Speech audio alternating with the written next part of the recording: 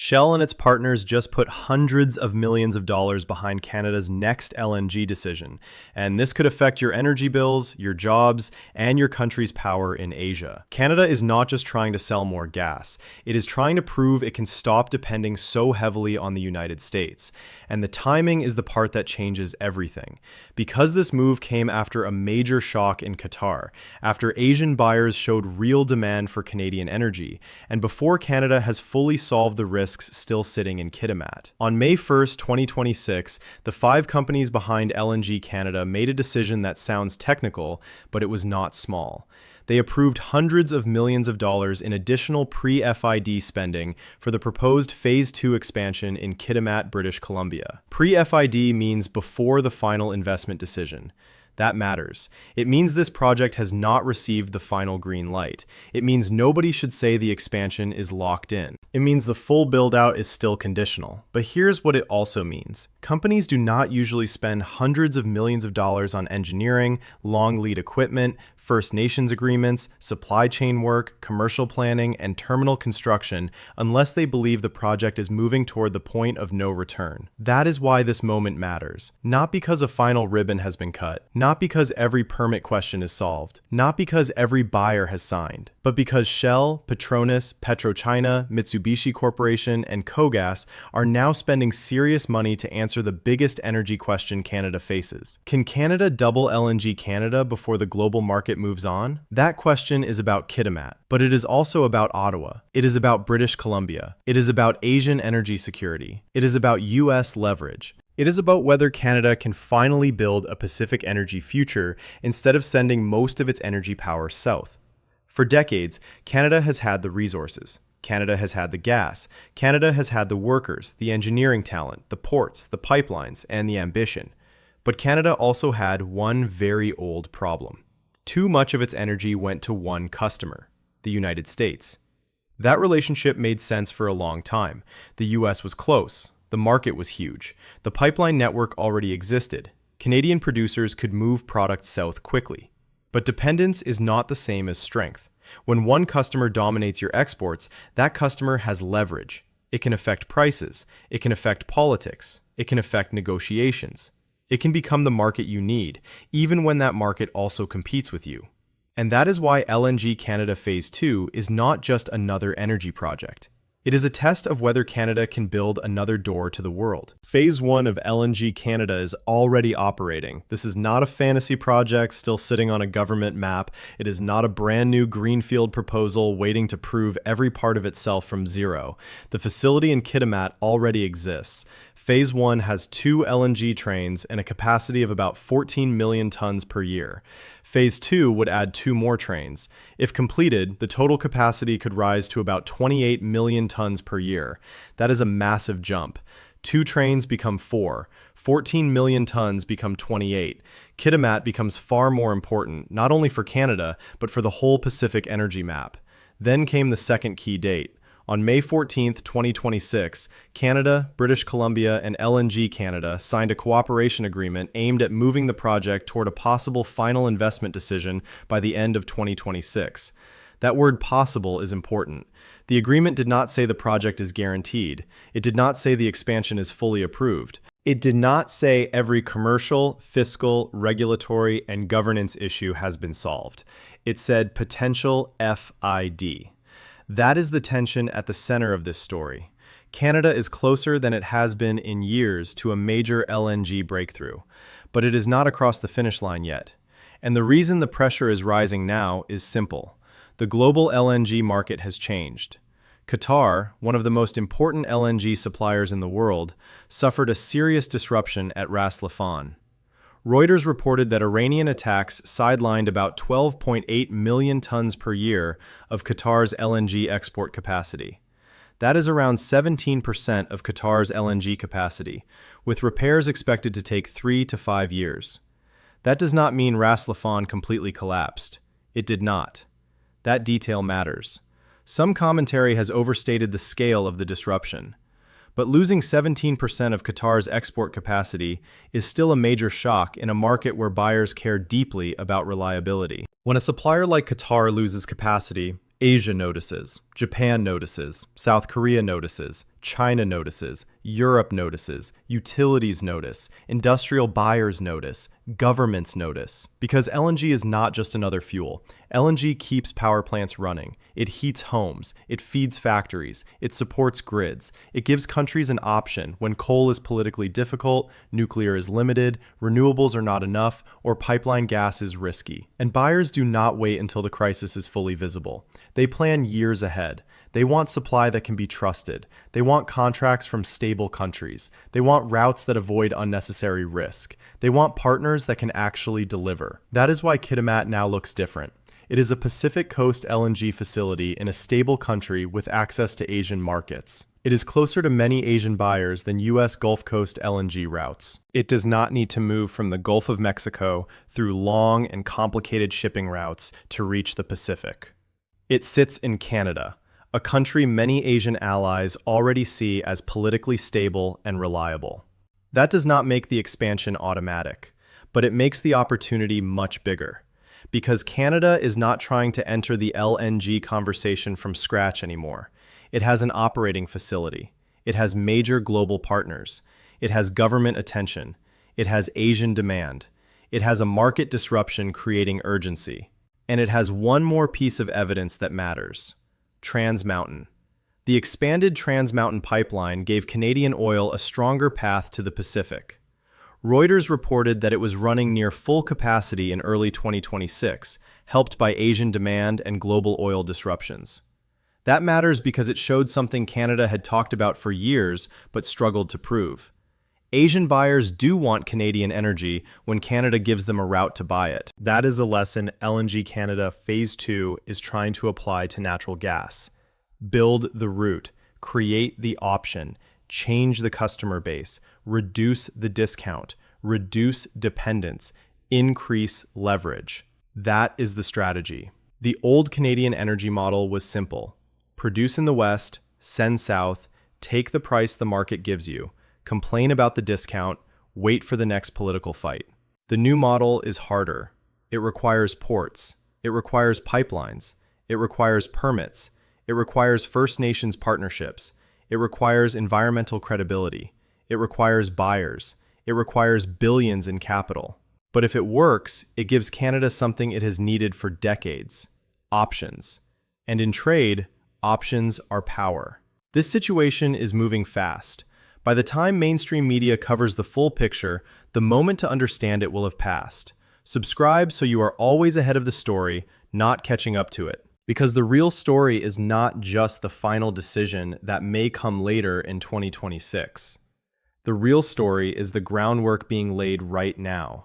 The engineering, the long lead equipment, the supply chain planning, the First Nations agreements, the commercial talks, the pipeline coordination, the government alignment, the terminal construction. That is where projects like this are won or lost.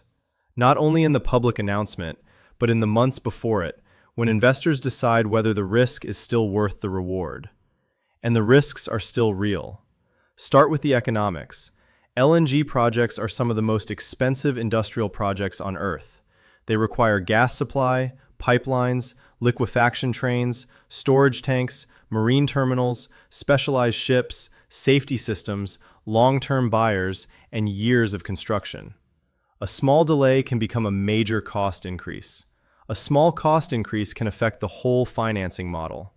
That is why nobody should treat this as a done deal. The phrase Canada's $40 billion LNG decision captures the scale of what is at stake in Canada's energy future. But any claim that Phase 2 automatically creates a certain amount of export revenue every year should be treated carefully unless it is tied to confirmed contracts and official numbers. There is a difference between opportunity and certainty. The opportunity is huge. The certainty is not here yet. Then there is the buyer question. Yes, Asian demand is real. Yes, Qatar's disruption is real. Yes, energy security is back at the center of government planning. But buyers still have to sign contracts. They have to look at price. They have to compare Canada with Qatar, the United States, Australia, and other suppliers. They have to decide whether Canadian LNG is worth locking in for years. Demand creates the opening. Contracts turn the opening into reality. Until those contracts are clear, this remains a race toward a decision, not a victory lap. Then there is the indigenous question. LNG Canada sits in Kitimat, in the traditional territory of the Haisla Nation. First Nations involvement is not a side issue in Canadian energy anymore. It is central. Some Indigenous communities see LNG and related infrastructure as a path to jobs, revenue, training, ownership, and long-term economic strength. Others raise concerns about land, water, emissions, rights, consent, and cumulative impacts. Both realities matter. The May 14th Cooperation Agreement included a focus on working with First Nations. That is important, but it also means work remains. Agreements have to be real. Benefits have to be clear. Trust has to be maintained. Concerns cannot be brushed aside as obstacles. Canada cannot build a durable energy future by treating Indigenous consent as a checkbox. Then there is the emissions issue. Supporters of Canadian LNG argue that it can help Asian countries reduce reliance on coal. They argue that LNG from British Columbia can be produced with lower emissions than many global competitors. They argue that if Asia is going to import LNG anyway, it is better for that LNG to come from Canada than from higher emission or less stable suppliers. That is the strongest climate-related argument for the project. But critics are not silent. They point to flaring and emissions concerns around the Kitimat facility. They argue that the project's clean LNG branding is weakened if local air quality and flaring problems continue. LNG Canada has said flaring is a regulated safety process and is not expected to be routine during normal operations. But the concern remains politically powerful. Because Canada is not just selling LNG, Canada is selling trust. Trust that the facility will operate safely. Trust that emissions claims are real. Trust that local communities will not be ignored. Trust that regulators will enforce the rules. Trust that responsible energy is more than a slogan. If Phase 2 moves forward, that trust will be tested.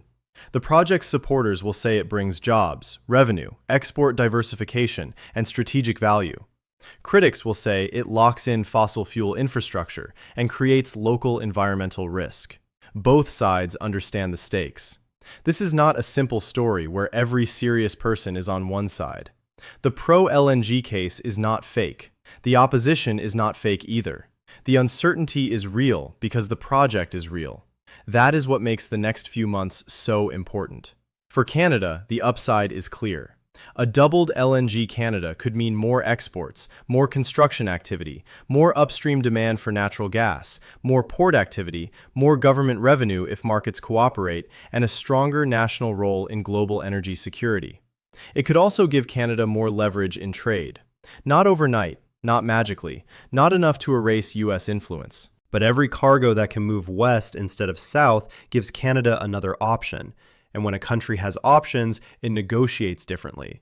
When Asian buyers know Canadian energy can reach them, Canada prices differently. When Washington knows Canada has other customers, Canada talks differently. When investors know the Pacific route is real, Canada looks different.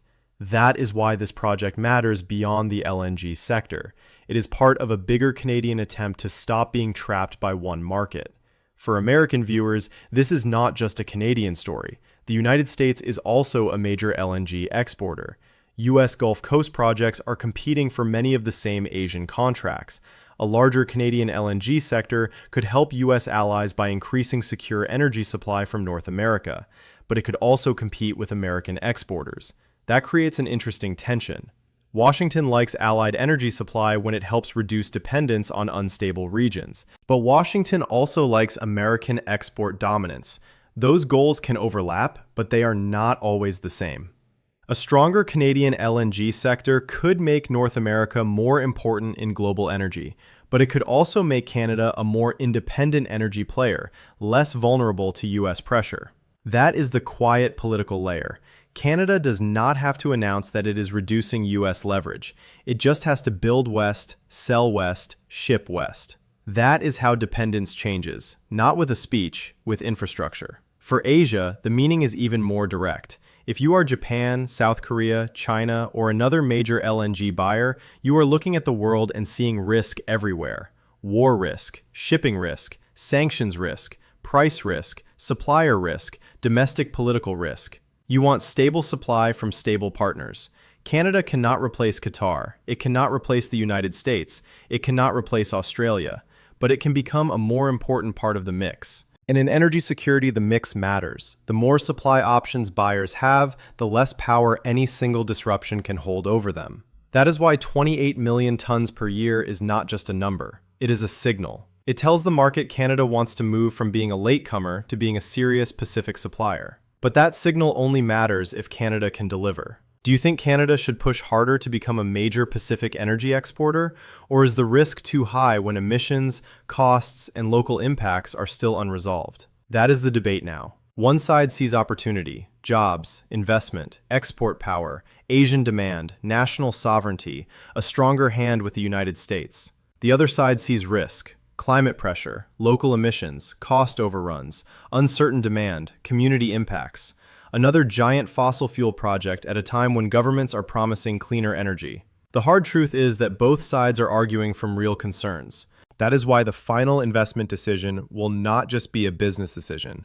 It will be a political statement about what kind of energy country Canada wants to be. And this is where the May 1st spending decision becomes so important. The partners did not approve the full expansion, but they did approve enough spending to move the project closer to decision day. That changes the seriousness of the conversation. Before May 1st, Phase 2 was a possibility. After May 1st, it became a funded push toward a possible final yes. That is different. Not final, but serious. Then May 14th pulled governments deeper into the process. Ottawa, British Columbia, and LNG Canada are now publicly aligned around getting the remaining work done. That creates pressure. If the project moves forward, politicians will claim it as proof that Canada can build major projects again. If it fails, people will ask what went wrong. Premier David Eby has political capital tied to this. The federal government has national strategy tied to this. LNG Canada's partners have money tied to this. Workers in British Columbia have jobs tied to this. Asian buyers have supply decisions tied to this. And competitors are watching. US exporters are watching. Qatar is watching. Australia is watching. Investors are watching. Environmental groups are watching. First Nations communities are watching. Every group sees a different story, but they are all looking at the same deadline. Possible FID by the end of 2026. That date is now the pressure point. If Canada gets there, the message is powerful. Canada can still build. Canada can still attract global capital. Canada can still supply allies. Canada can still move energy to the Pacific. If Canada misses it, the message is also powerful. Even with an operating facility, major partners, government support, and Asian demand, Canada still struggles to move fast enough. That is why this moment cannot be dismissed as paperwork. It is a test of Canada's energy policy, a test of its regulatory system, a test of Indigenous partnership, a test of climate credibility, a test of investor confidence, a test of whether Ottawa and British Columbia can work together when billions of dollars and global strategy are on the line. And it is a test of timing, because the global LNG market will not freeze in place for Canada. Qatar will repair, the United States will build, Australia will compete, buyers will sign deals, prices will move, demand forecasts will change, climate policy will shift, shipping risks will rise and fall. A project that looks perfectly timed today can look late tomorrow. That is why Shell's spending matters. It is not the final answer, but it is an answer to one question. Are the partners still serious? Yes. Serious enough to spend hundreds of millions before the final decision. But serious enough to approve the full expansion? That is what Canada still has to prove. Most people following this story are getting the surface version. Subscribers here get the full picture, what it means, why it matters, and what is coming next. Do not settle for half the story, because the next phase will separate the headlines from the reality. The headlines say Shell commits hundreds of millions. The reality says the partners are still testing the final economics. The headlines say Asia needs gas. The reality says buyers still need prices and contracts that work. work. The headlines say Canada wants energy independence. The reality says dependence does not end until infrastructure is built and cargoes move. The headlines say Phase 2 could double capacity. The reality says doubling capacity requires agreements, approvals, money, execution, and trust. That is the full picture. And it is more interesting than a simple victory story. Canada is closer to a historic LNG breakthrough than it was before May 1st. The cooperation agreement on May 14th made the project more politically important. Qatar's disruption made reliable LNG more valuable. Trans Mountain showed Asian demand for Canadian energy is real. LNG Canada Phase 2 could double the project from 14 million tons per year to 28 million tons per year. But the final decision has not been made. That is the clear truth. Canada has entered the final stretch, but it has not crossed the line. The next question is whether the biggest threat comes from global LNG prices, buyer hesitation, emissions opposition, indigenous agreement gaps, regulatory delays, or Canada's own habit of moving too slowly when the world is moving fast. In my next video, I am covering the quiet fight over Canada's Pacific Energy Corridor, and what I found will change how you see this.